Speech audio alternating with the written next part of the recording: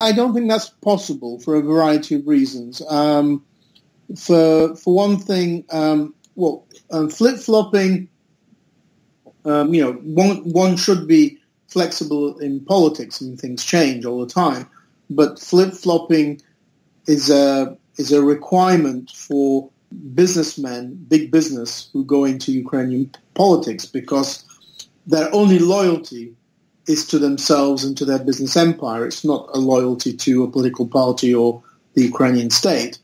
And therefore, they have to be, because business and politics are so closely connected in Ukraine, they have to be on good terms, in their view, with every incoming president.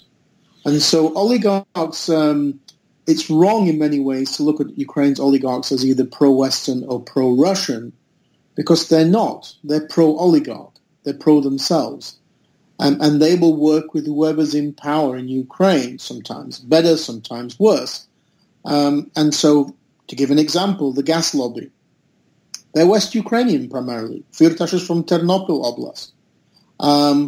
But he's worked with Russian leaders, and at the same time he's worked with Yushchenko and Yanukovych.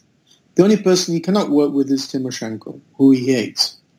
Poroshenko's worked with Kuchma, Yushchenko, Yanukovych, and now, of course, he's president himself.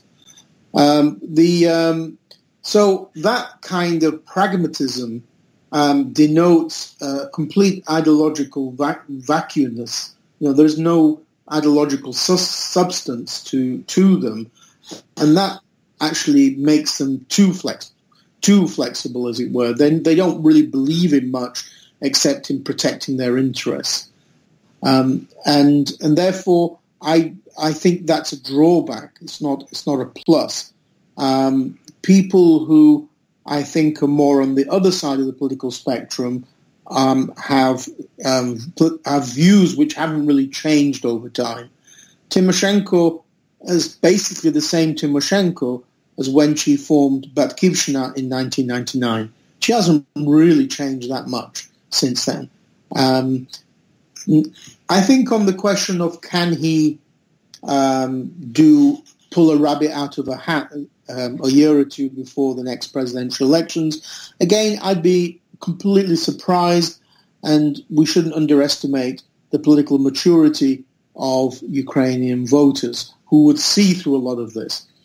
I don't think it's going to happen because these people who are in big business in Ukraine are afraid of opening up the Pandora's box. They're afraid of opening up the question of criminal charges. Poroshenko is not the worst of the bunch by any means. That's Akhmetov and Firtash, or Kolomoyskyi. But nevertheless, they're afraid that once the process and the ball starts rolling, that dirt will come out and compromat will come out about themselves.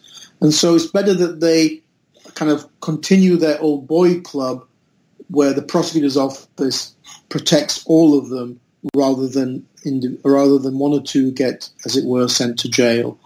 And so I think it's very unlikely that he would do that. I mean, you're right to ask the question because it is extremely surprising. What skin would it be off his nose for him to put a few Berkut officers in jail? But it hasn't happened. Now it's too late. Many of them have absconded. They've fled to the Crimea or to Russia. So I'd be very surprised if that's going to happen. The instinct is to put a cretin in charge of the Prosecutor General's office, and for that person to protect the interests of that club of big businessmen and corrupt senior officials, because of the fear of what could happen if that was not the case. These are very insecure people. They know that the population dislike them. They know that the population believe that they accumulated their assets in a corrupt and illegal manner. And so they feel insecure. And they don't see that there's enough trust in society for them, as it were, to do a deal where they could come clean, maybe, even if they wanted to. Also, one final factor. Never discount the greed of these people. When you work in a system where politics and business is so closely intertwined, whether I have 20 billion or 25 billion or 30 billion is extremely important, not just because I can enjoy myself more, but because then I have greater power vis-a-vis other oligarchs and I have greater influence with the president compared to somebody else who has only 15 billion, say. And they will continue stealing as long as they are allowed to continue stealing. For Ukraine to move decidedly forward and not repeat mistakes of the past requires Ukraine's elites to become accountable before the law.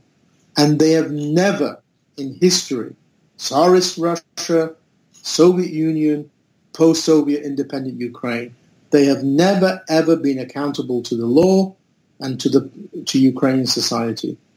And that's one of the fundamental reasons why there's so much tension in Ukrainian society.